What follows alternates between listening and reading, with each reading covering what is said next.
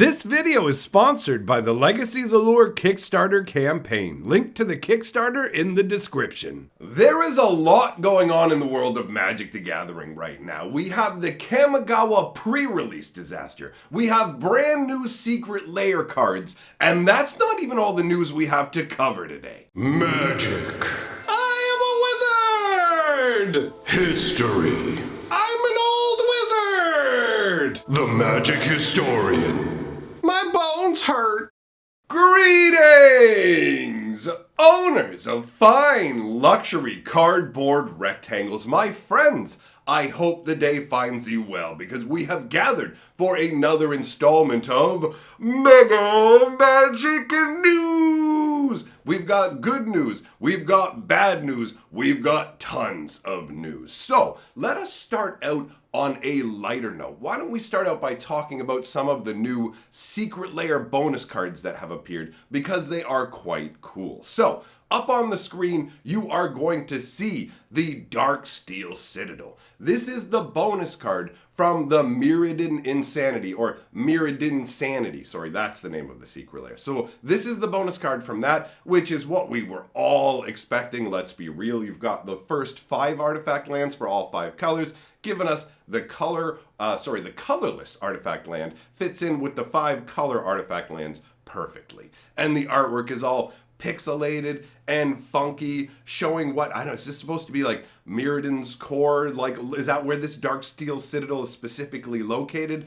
I'm not certain, but you do know who's hiding in it, and that's Memnarch, because you can see his little face peeking out from behind the text box. Each one of these lands had a character from Mirrodin assigned to the text box, and here we are with Memnarch, the big bad evil. If you guys didn't know, Phyrexia completely warped Mirrodin from a normal world into a dark nightmare. And Memnarch was originally created to be the caretaker of Mirrodin, and he essentially became the tyrant of Mirrodin. It's a pretty cool storyline, and this is a pretty cool bonus card, but not nearly as cool as the newest Persistent Petitioners version that we've seen. Check it out. This is the undead version. If you're not already aware of what's going on, Persistent Petitioners is one of those cards that you can play with an unlimited number of, right? It's 1 blue and 1 for a human advisor that allows you to pay 1 and tap it to mill 1 card off of somebody's deck. Or you can tap 4 advisors.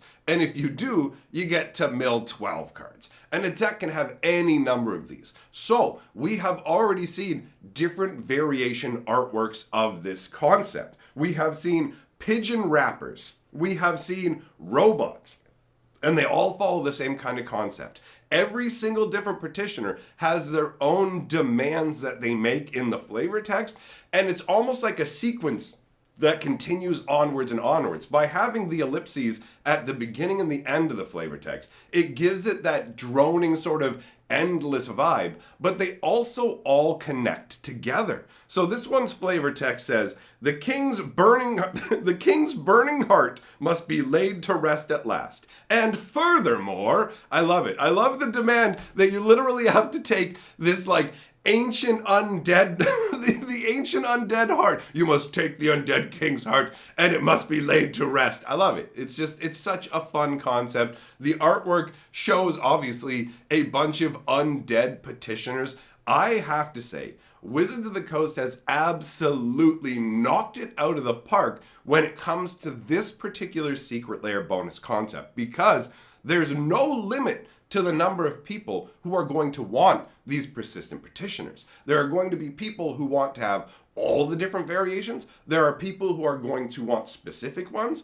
And so unlike the Jumpstart lands and a bunch of other promos that we've seen, these ones in particular are highly collectible, which means you can either be happy when you get it to add to your collection, or you can be happy in terms of its tradability. When it comes to Secret Lair, the biggest disappointment for me are those Jumpstart lands. If we're not talking about a Phyrexian text land, those other lands, they're not enough to excite me and make me feel like it's a good deal for the bonus. Now, we've got the Secret Lair bonus cards out of the way. There's a whole bunch I want to talk about in terms of the Kamigawa pre-release weekend. We will start off with all of the sort of things surrounding it, and we will end off with the Kamigawa pre-release disaster. I actually got to go out to one on Friday night and had a really good time with it. So we're going to start out by talking about all of the extras. We have a Kamigawa manga that Wizards of the Coast has made. This is available on their website. It is 29 pages long. And remember, when you're going through a manga, you go backwards. So when you're used to reading a book, you head rightwards. But with these, you always go leftwards, which I have to admit,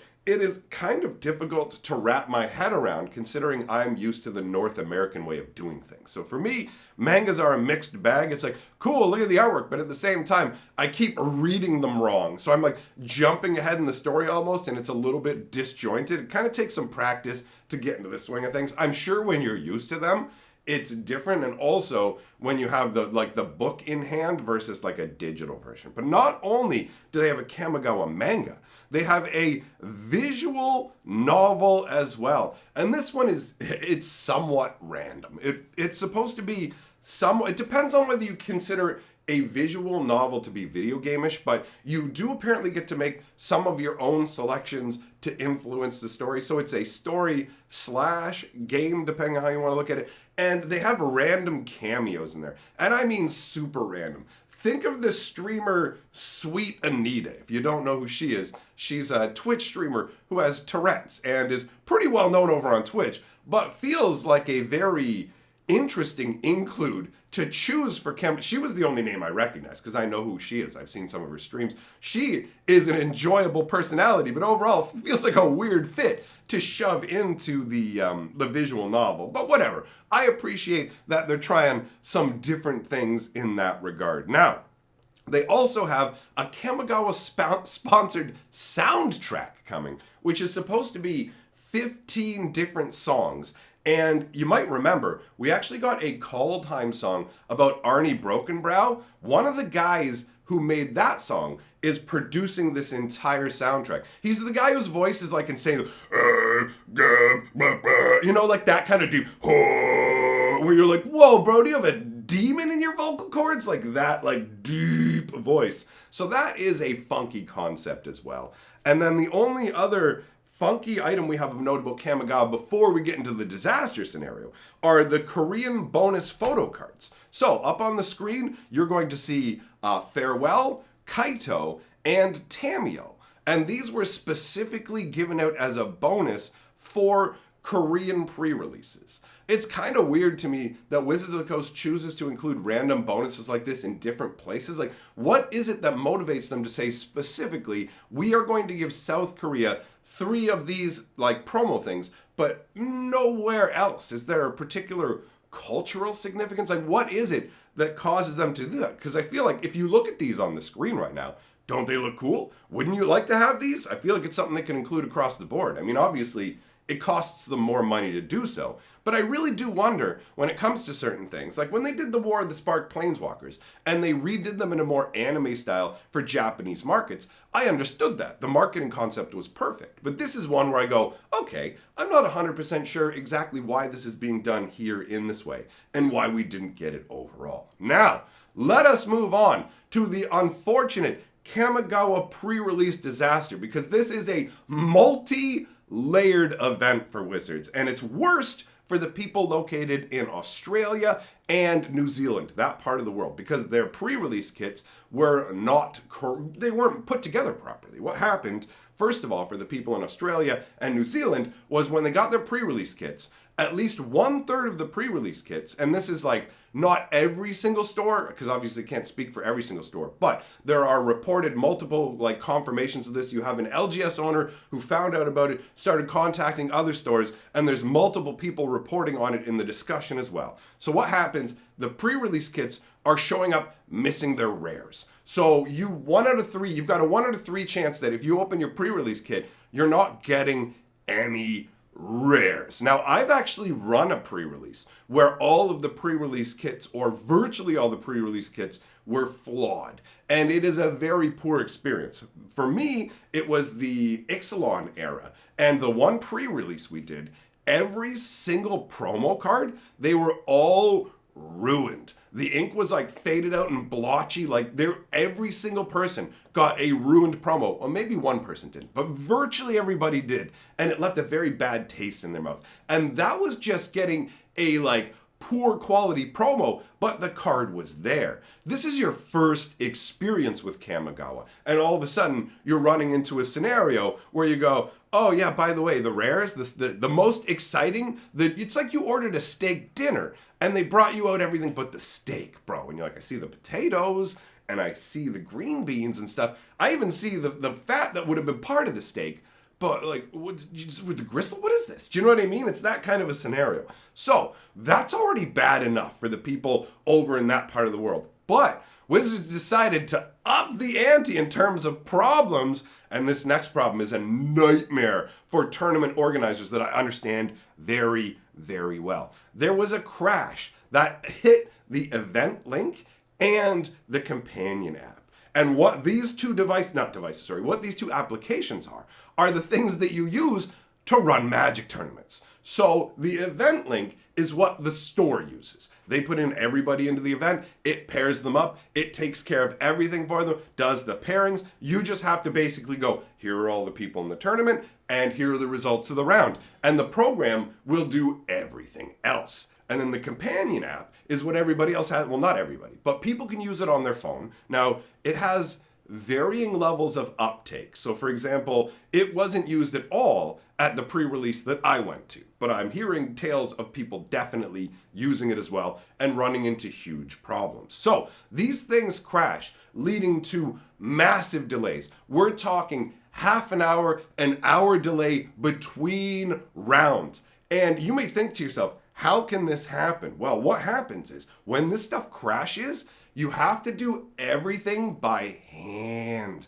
And as somebody who used to have to use Wizards like Event Reporter back in the day, the times that it crashes and you have to do things by hand becomes a nightmare. The way that Magic figures out tie breaks uses 3 different categories. So you have to do all of this different math, figure out these percentages, figure out everybody's standings, pair them off. You also have to keep track of every pairing to make sure you don't accidentally pair somebody up against the same person twice. So the more people you have, the more unwieldy and insane it gets, and the more time it slams onto the event, and the more it incredibly stresses out the person running the event. So this right here should never happen. The pre-release is the absolute worst time to have this happen for a few different reasons. 1, it's everybody's first experience with the set. 2, it's the place where you're going to get the highest likelihood of having new players. So both of those are really, really detrimental to the game, right? You have people having their first experience with this stuff be very poor, and if they're new to the game, it's really bad.